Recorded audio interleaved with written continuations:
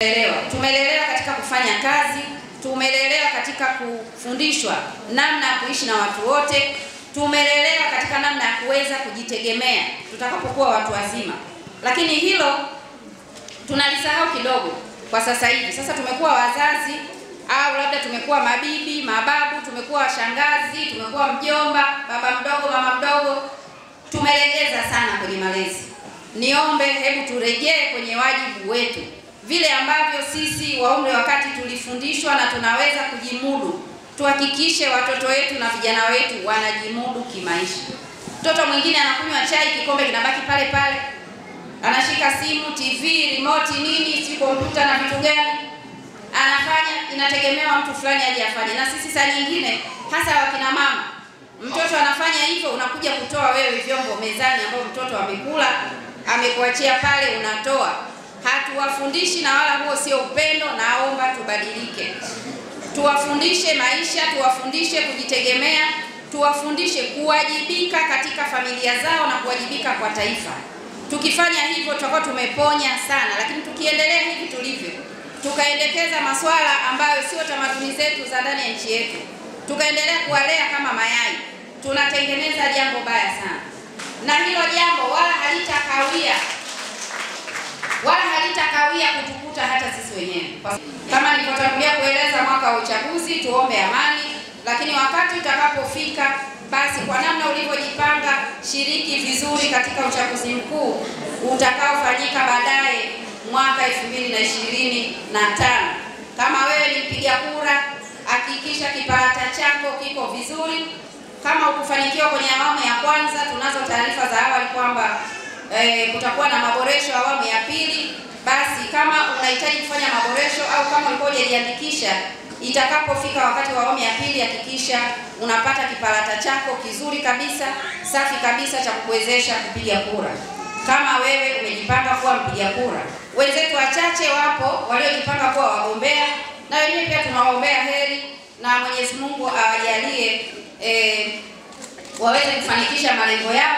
Lakini katika kufanikisha malengo yao hayo, na wenyewe pia nitoe wito kwao kwamba wazingatie sheria, kanuni na taratibu, na kwa kiasi kikubwa wahakikishe wanahubiri kutunza amani wakati tulionao na wakati wa uchaguzi, lakini pia hata baada ya uchaguzi mkuu wa mwaka 2025.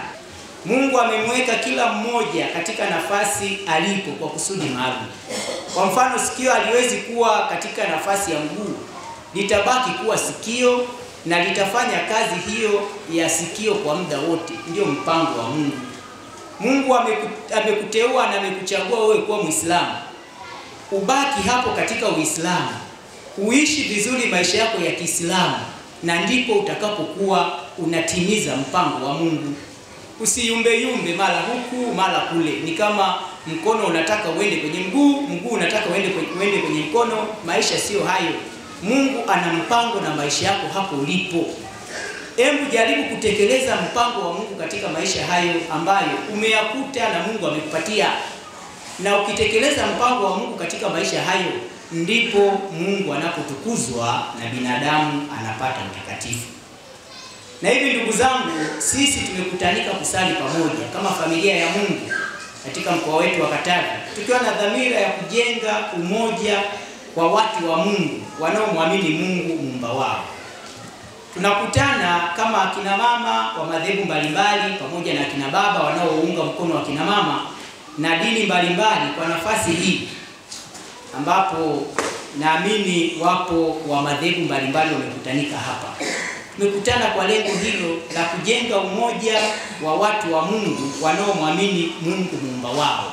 Lakini tunaendelea kubaki katika umoja huo, tunaendelea kubaki katika imani zetu, tunaendelea kubaki katika mpango wa Mungu aliyoweka katika madhehebu yetu na katika dini zetu. Bismillahirrahmanirrahim.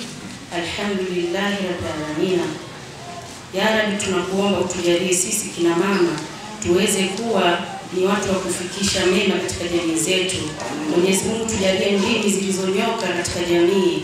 Ya Rabbi, tunakuomba utuepushe na madhara yote yatakayoweza kutokea wakati wa uchaguzi. Ya Rabbi, zijalie familia zetu ziwe ni zenye kukusikiliza. tuongoze sisi wamama katika malezi. Ya Rabbi, mtujalie hekima ya kulea vijana wetu na wasichana wetu katika malezi mema.